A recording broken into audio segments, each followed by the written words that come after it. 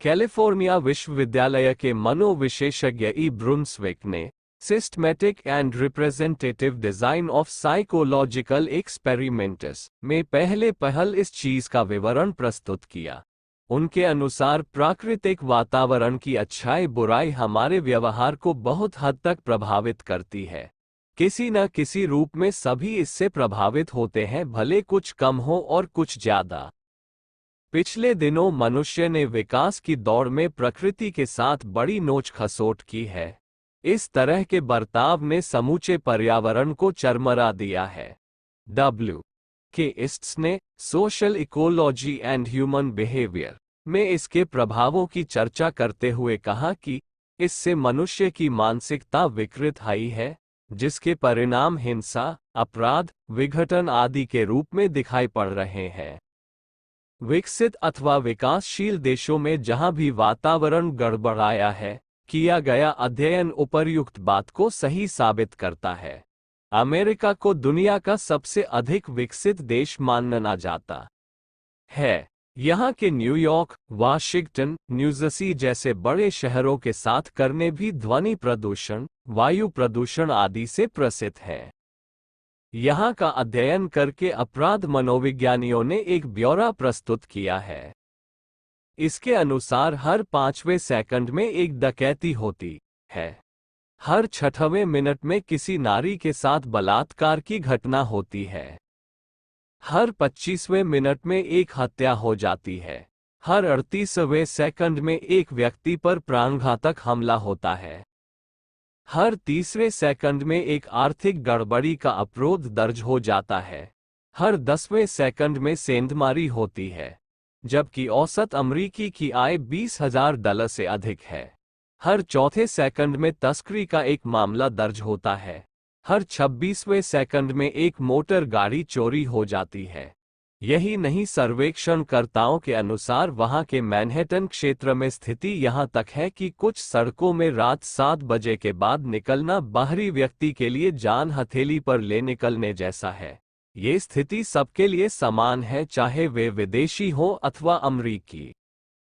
पर्यावरण की गड़बड़ी से मनस्थिति को गड़बड़ाने की व्याख्या social science research institute southern California विश्वविद्यालय के प्राध्यापक सरनॉफ मेडनिक ने की है।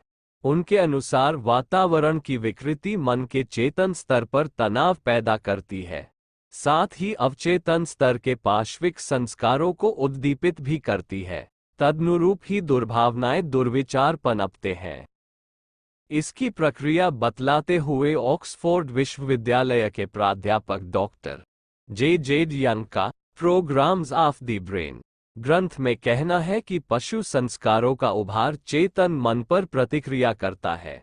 इन दोनों की मिली जुली क्रिया स्नायु तंत्र एवं अंतःस्रावी तंत्र में परिवर्तन लाने वाली होती है। डॉक्टर मेडनिक ने डेनमार्क के अपराधी मानसिकता वाले युवकों का अध्ययन करने पर पाया कि ऐसे लोगों में मस्तिष्क की अल्फा तरंगों की क्रियाशीलता कम होती चली जाती है। यंग का कहना है कि इसके साथ तंत्रिकाएं उद्दीपित हो एड्रीनल ग्रंथि को एड्रीनलिन निकालने हेतु उत्तेजित करती है, जिससे व्यक्ति आक्रामक बनता है। इन वैज्ञानिक अध्ययनों की गहराई भले न समझ में आने वाली हो, पर एक बात तो स्पष्ट हो ही जाती है कि प्रकृति के साथ खिलवाड़ करना कितना खतरनाक है। इस काम को जिस डाल पर बैठ है, उसी को काटने की संज्ञा दी जा सकती है। इसके प्रभाव का क्षेत्र बहुत लंबा चौड़ा और गहरा है। वैज्ञानिक अनुसंधानों से जो नतीजे सामने आए हैं, उनसे ये भी पता चलता है कि पर्यावरण की प्रदूषित स्थिति मन में गड़बड़ी पैदा करने, प्राणों में उत्तेजना लाने तथा व्यवहार को हिंसक बनाने तक सीमित नहीं है। जेनेटिक्स के विशेषज्ञों ने बताया है कि अपराध की प्रवृत्ति व्यक्ति के गुणसूत्रों तथा जीन्स में परिवर्तन लाने वाली सिद्ध होती है। जे लान तथा एम पेना ने अपने संयुक्त अध्ययन the study of human aggression में बताया है कि अपराधी व्यक्तियों के गुणसूत्र असामान्य हो जाते हैं।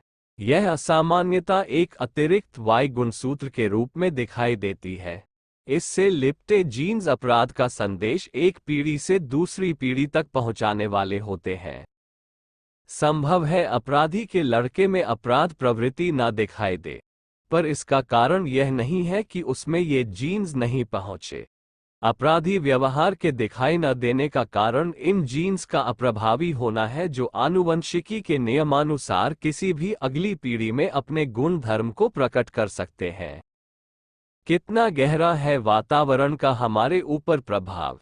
इसको बेडौल और कुरूप करने का मतलब है अपने को बेऔल और कुरूप बना लेना। प्रकृति से लूट खसोट का मतलब है अपने आधार को समाप्त कर लेना।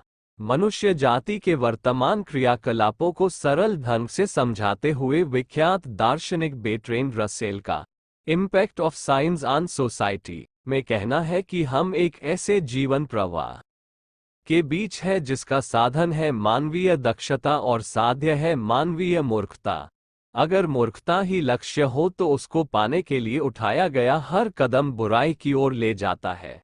रसेल की बात कड़वी होने पर भी पूरी तरह सही है।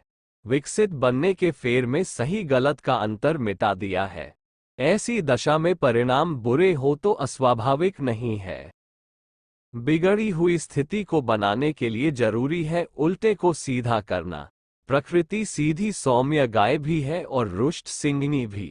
यदि उसके साथ अनर्गल और अनौचित्यपूर्ण व्यवहार न किया जाए तो अनंत काल तक अपने दूध रूपी अनेक तरह की संपदाओं से हमारा पालन पोषण करती रह सकती है। पर यदि नोच खसोट छीना झपटी का दुर्व्यवहार किया तो क्रुद्ध सिंगनी की तरह अंगभंग करने चीरने फाड़ने में भी वह कोई कसर नहीं छोड़ेगी। अच्छा यही है कि हम उसकी गोद में फले फूलें। इसके लिए ध्यान रखना होगा कि हम अपने आसपास के वातावरण को सुरम्य और सौम्य बनाएं। मनोवैज्ञानिकों ने अपने अध्ययन से स्पष्ट किया है कि जो स्थान प्राकृतिक संपदा से भरपूर है, जहां हरियाली, नदी, तालाब है, प्रदूषण से मुक्त है, वहां जाने पर अपने व्यवहार में सौम्यता एवं मन में प्रसन्नता का अनुभव किया जा सकता है। ऐसे स्थानों पर स्वास्थ्यवर्धक ऋण आयन्स भी प्रचुर मात्रा में पाए गए हैं।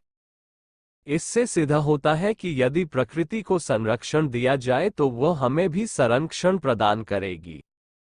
सोशल इकोलॉजी के विद्वान एम शू ने सामाजिक परिवेश के उन्नत और अपराध मुक्त होने के उपायों को अपनी रचना सोसाइटी एंड एनवायरनमेंट में सुझाया है। उनके अनुसार ये जिम्मेदारी विश्व वसुधा पर रहने वाले हम में से प्रत्येक की है कि वह आचरण और व्यवहार में नैतिक मूल्यों का समावेश करे। इसका पहला कदम यही है कि स्थान और परिस्थिति के अनुसार प्रकृति का संरक्षण करें, उसे प्रदूषित होने, नष्ट होने से रोककर उसे बढ़ाने में सहायक बने।